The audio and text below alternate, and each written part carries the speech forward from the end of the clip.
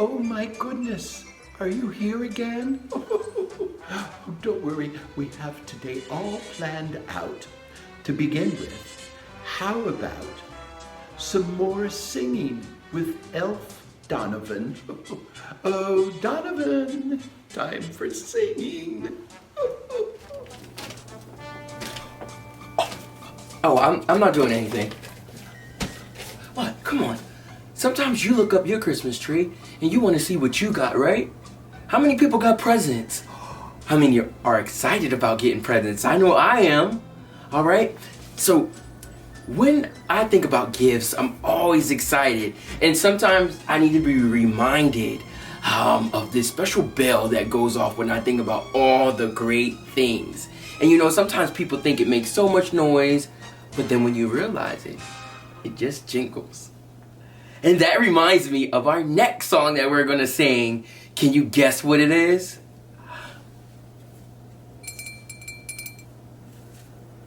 Jingle Bells. All right, so all you're going to do is repeat after me. Are you ready? Dashing through the snow in a one-horse open sleigh, all the fields we go, laughing all the way. Bells on bobtails ring, making spirits fly. What fun it is to laugh and sing on a sleighing song tonight. Oh, jingle bells, jingle all the way. Oh, what fun it is to ride in a one-horse open sleigh. Yeah, jingle bells, jingle all the way. Oh, what fun it is to ride in a one-horse open sleigh. Here we go. Jingle bells, jingle all the way. Oh, what fun it is to ride in a one-horse open sleigh. Yeah, jingle bells, jingle all the way. Oh, what fun it is to ride in a one-horse open sleigh. Jingle bells. All right, so I love Jingle Bells, and that's the perfect sound. I like when things make noise, make sound, and you get to move around, and you get to dance and sing. I think that's Santa calling me. Hey, oh, gotta go. Here comes Santa. And now it's time for a special treat.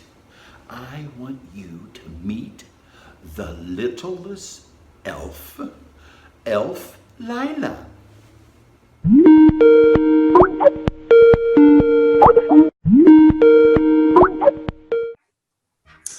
Lila, my littlest elf, how are you today?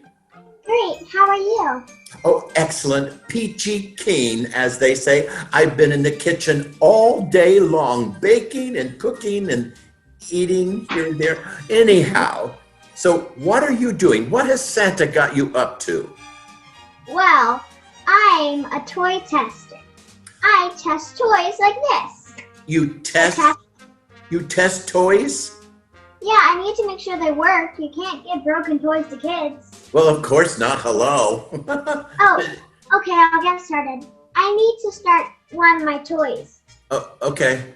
Okay, and... What are you doing to test it here? Did you test it? It works? Uh-huh.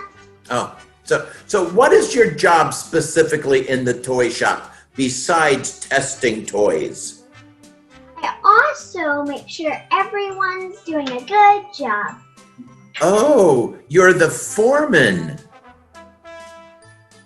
All the other elves report to you? Yeah. And then you tell them when they're not doing such a great job. Yeah. And even when I do that, if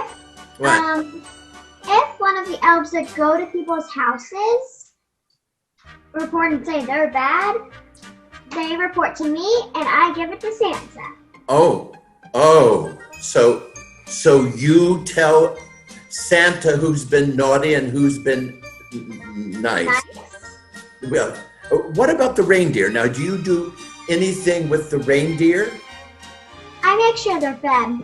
Oh, do they eat cookies and candies and sweets? No, that wouldn't be healthy. They eat carrots and water. Carrots and Oh, I wonder if I should be eating carrots and lettuce. Well, carrots, lettuce, and water. Oh, yes, and water. So what's left for you to do today?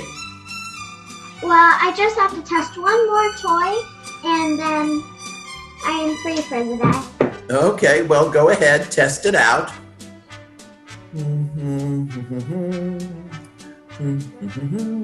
And check. Check. It works?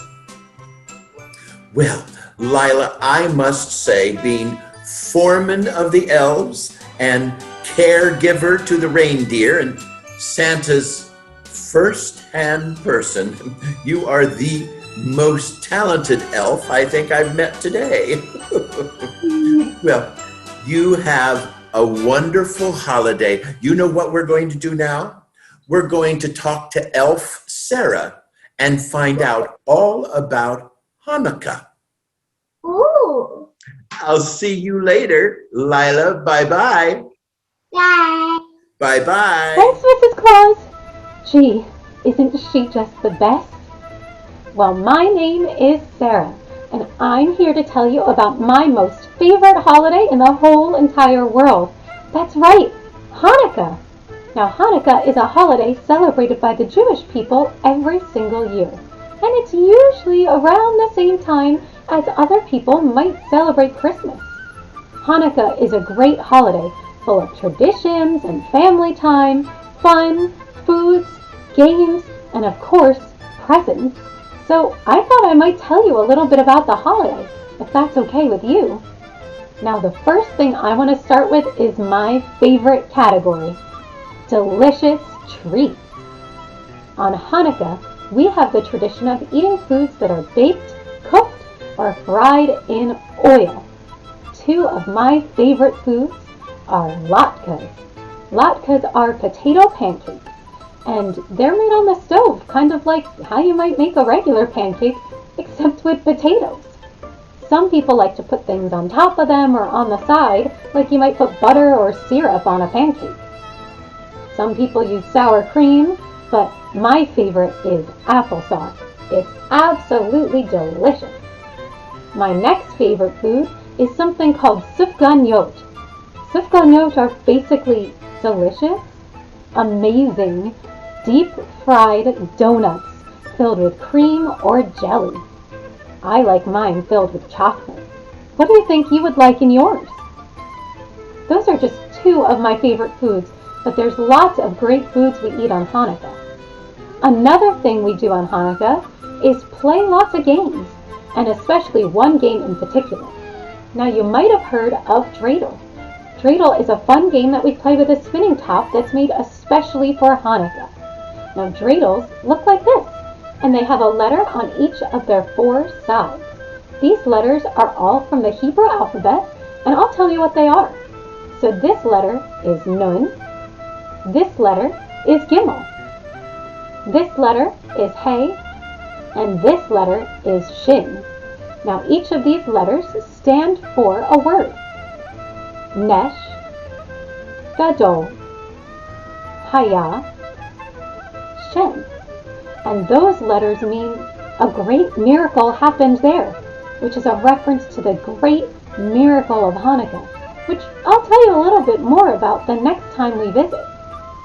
In order to play Dreidel, I guess you guys need to know the rules, so let me fill you in.